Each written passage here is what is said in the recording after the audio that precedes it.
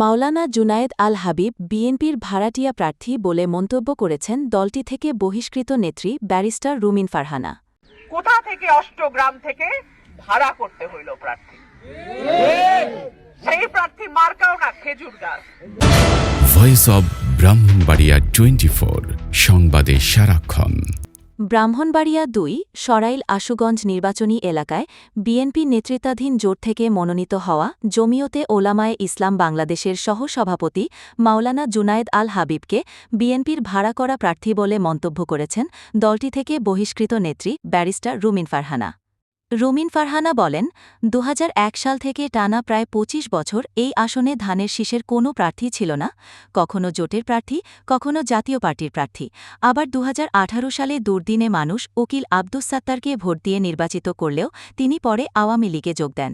এতে বিএনপির হাতে কি অবশিষ্ট রইল? তিনি বলেন, এবার ২৫ বছর পর যখন নির্বাচন আসলো তখন নেতাকর্মীদের একটাই দাবি ছিল, দলের প্রার্থী দেন। প্রার্থী তো দিল, কিন্তু তাকে ভাড়া করে আনা হলো অষ্টগ্রাম থেকে, যার মার্কাও ধানের শীষ নয় খেজুর গাছ। আর এখন আমাদের শুনতে হচ্ছে ধানই নাকি খেজুর গাছ। গত মঙ্গলবার বিকালে ব্রাহ্মণবাড়িয়ার সরাইল উপজেলার নোয়াগাঁও ইউনিয়নের কুচুনি গ্রামে এক নির্বাচনী পথসভায় তিনি এসব কথা বলেন।